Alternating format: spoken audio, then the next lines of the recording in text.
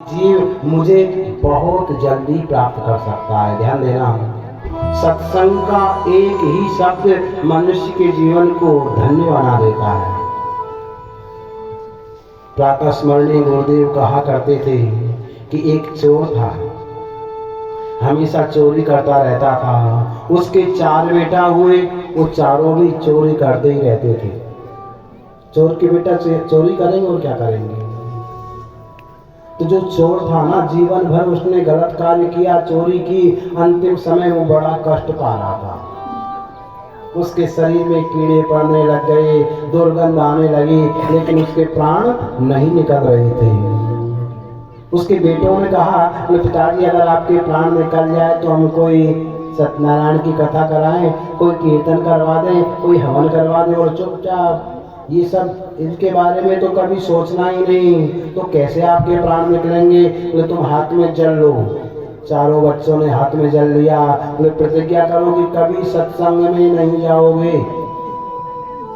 देखो चोर कैसी प्रतिज्ञा करवा रहा है, कभी भगवान का भजन नहीं करोगे, कभी सत्संग का एक भी शब्द जीवन में नहीं सुनोगे। अगर ऐसी प्रतिज्ञा करो ना तो मेरे प्राण निकल जाएंगे। चारों बालकों ने प्रतिज्ञा की और प्राण भी निकल गए थोड़ी देर में। चोर था, प्राण निकल गए। चारों बच्चों ने पिताजी की बात को ध्यान में रखा, चोरी करने लगे। एक दिन राजा के घर चोरी करने के लिए गए। चारों भाई चोरी करके भागने लगे। सैनिकों ने पीछा किया।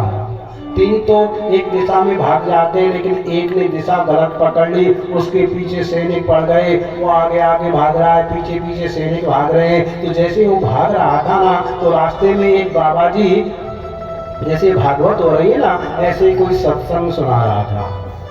और जैसे ही सत्संग सुना रहा था, सत्संग की थोड़ी थोड़ी आवाज दूर से आने लगी। उसने पिताजी की बात को याद किया और दोनों कानों में उंगली दे दी। पिताजी ने कहा, सत्संग का एक भी शब्द मत सुना। जैसे ही वहां से दौड़कर भागने लगा, पीछे सैनिक थे। तभी क्या हुआ, बोले अचानक उसके पैर के नीचे कांटा आ गया, पैर में कांटा लग गया। वो कांटा इतना दर्द करने लगा कि उससे दौड़ा नहीं जा रहा है। पीछे देख रहा है, बोले सैनिक आ रहे हैं, अगर कांटा को नहीं निकालता हूँ तो सैनिक पकड़ लेंगे, अगर कांटा को निकालता हूँ कान से अंगुली हटानी पड़ेगी। तो पिताजी को वचन दिया है कि सत्संग की बात नहीं सुनना। सोचा बोले 1 मिनट के लिए तो हटा ही देता हूँ। कानों से अंगुली हटाई, उसने कांटे को निकाला। इतनी देर में उसने 2 शब्द सुनाई दिए सत्संग के।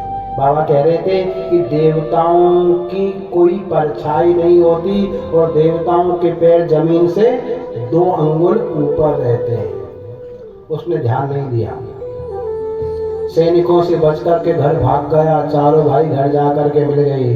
राजा को ये निश्चय हो गया, विश्वास हो गया कि इन चारों भाइयों ने ही चोरी की है, लेकिन कोई तो प्रमाण हो। बिना प्रमाण के राजा कुछ नहीं कर सकते। एक गुप्तचर को देवी का रूप बनवा करके रात्रि के समय उन चारों भाइयों के पास में भेजा।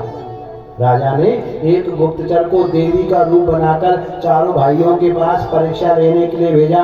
तुरंत जाकर के वो गुप्तचर देवी के रूप में कहने लगा, देखो तुमने बहुत बड़ी चोरी की है, लेकिन चोरी करने के बाद अभी तक मेरा भोग नहीं लगाया, मेरा जागरण नहीं किया।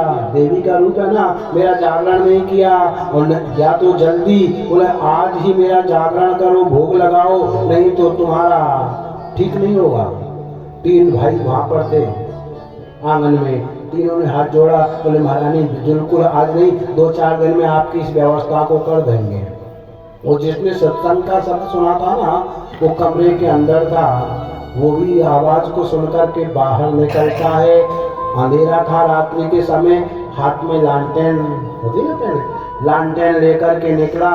और जैसे ही देवी के चारों तरफ घूमने लगा, क्या देख रहा है, वो चारों तरफ लालटेन के साथ परछाई घूम रही है। उसने जमीन पर नजर डाली, क्या देखता है, वो पैर भी टिके हुए हैं। उसने मन में विचार किया, 3 भाई हाथ जोड़ रहे हैं। उसने मन में विचार किया, या तो वो बाबा झूठा था जो कह रहा था कि देवताओं की परछाई नहीं होती, देवताओं के पैर जमीन से उठे हुए होते हैं, या तो वो बाबा झूठा और या ये देवी झूठी है। अंत में जाकर उसने विचार किया, हो सकता है बाबा क्यों झूठ बोलेगा, इस देवी कहीं कोई गुप्तचर तो नहीं है। अंदर से तलवार लाया और उस गुप्तचर के जीवन का अंत कर दिया। ध्यान देना, 1 मिनट का सत्संग जीवन में सुना था, केवल इतनी बात सुनी कि देवताओं के पैर जो जमीन पर नहीं टिकते और उनके परछाई नहीं होती। 1 मिनट का सत्संग सुन करके उन चारों भाइयों के जीवन की रक्षा हुई। वो फांसी पर चढ़ने वाले थे, फांसी से बच गए, और हमने तो 7 दिन सुना है। लेकिन ध्यान देना, केवल सुनकर के यहीं झाड़ के मत चले जाना। इस कथा को सुनो, सत्संग को सुनो और इसके अनुसार जीवन को यापन करो, इसके जीवन अनुसार जीवन में चलो, तब तो जरूर भगवान की कृपा हमारे ऊपर होगी। इसके बाद भगवान ने उद्धव को अपनी